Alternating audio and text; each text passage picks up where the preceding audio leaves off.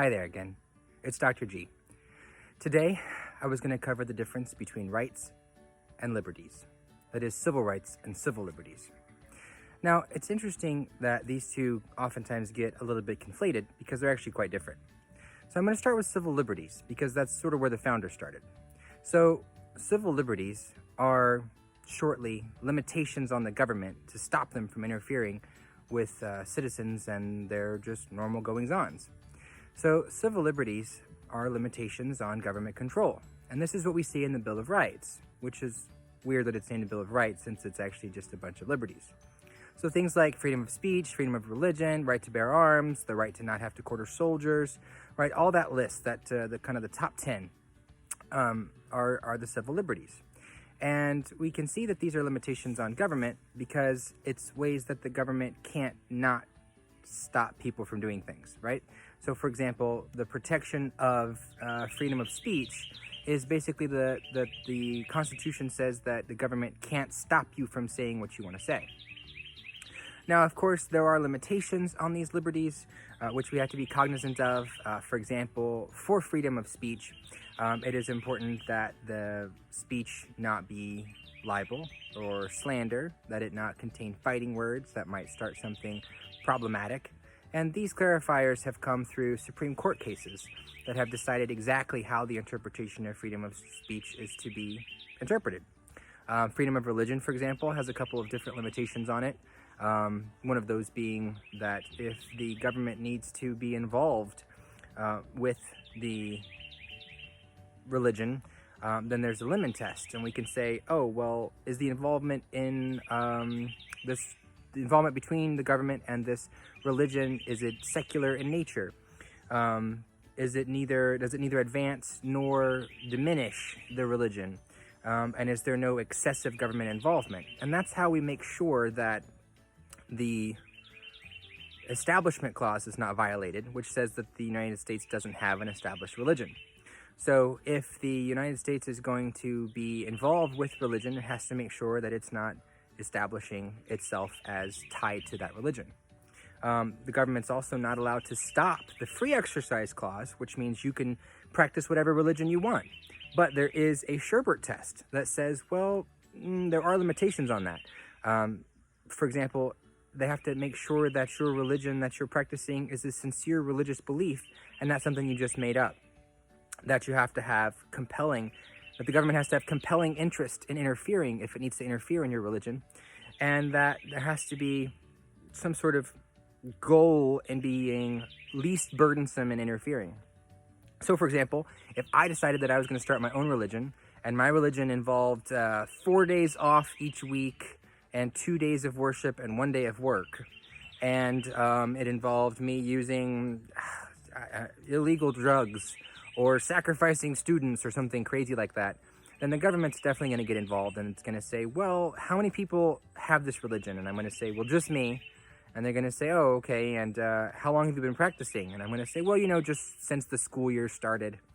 And they're going to say, and what do you do for sacrifices? And I'm going to say, just pick a student, sacrifice that student. And so the government's most definitely going to get involved and say, you know what, that's not a real religion. We're going to have to put a stop to that. And so the government is allowed to come in and interfere when, say, lives are in danger or there's illegal drugs being used, that sort of thing. So there are limitations on these liberties. And so, yeah, that's sort of liberties in a nutshell, things that the government can't, or rather is limited in interfering with. Now, a lot of these come from judicial review, the limitations, which is that the Supreme Court steps in and decides, well, this is or this is not covered. And we see some of these original liberties and some of the rights really elaborated in the Federalist Papers, namely Federalist Paper 10 and 51. So this is where we get some of the notions that we have of civil liberties and what the government is and is not willing to change, interfere with, all that. Civil rights are a little more sticky. They actually don't show up in the Constitution for a while. 13th, 14th, 15th Amendments, 19th, 24th, and to 26th Amendments are all technically tied to civil rights. So civil rights is when the government has to step in to protect your rights. So it's really opposite of a liberty, right? So if your rights are being infringed upon by, say, a private entity, usually this is through segregation, discrimination, those sorts of things. And so the government has to step in and say, you know what, we have to put an end to this. This is an infringement upon civil rights. And so most of this is covered in the 14th Amendment with the Equal Protection Clause. But it's really been expanded through court cases, civil rights movements, laws, all those sorts of things. And we see throughout history all different civil rights movements, actions, limitations, all the way back to the limitations of Jim Crow, which were later found to be unconstitutional based on civil rights. We've seen affirmative action stepped in to try to equalize and bring equity to civil rights infringements. We've seen the difference between de jure and de facto segregation. So de jure is by law. And so there are still some instances where the law does segregate people. For example, men prisons versus women prisons, that sort of thing. But we are still seeing today a lot of de facto segregation, de facto discrimination, where certain areas, say in the city, are, quote, black areas or minority districts. And so that is not that the government put them there, but some sort of factor has led them that they have to stay there. Maybe it's socioeconomic status, maybe it's government housing, like whatever it might be, that context keeps the different races, the different sexes segregated.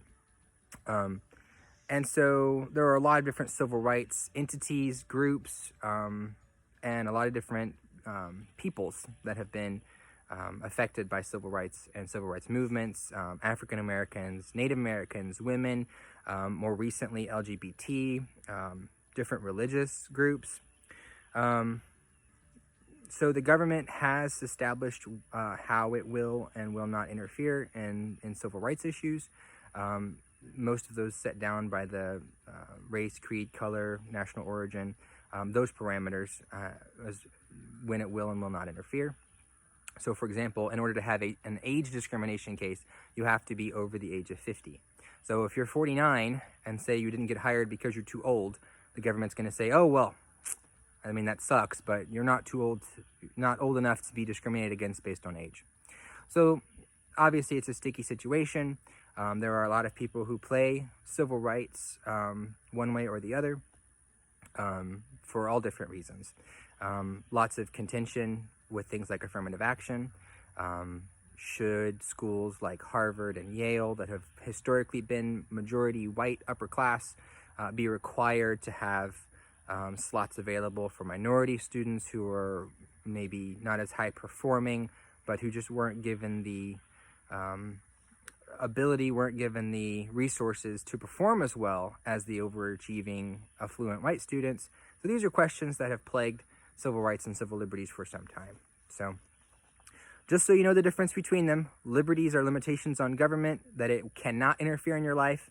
Rights are the times that the government will interfere in the everyday goings of society in order to ensure that citizens are taken care of. So those are the differences between liberties and rights in a nutshell. Thanks.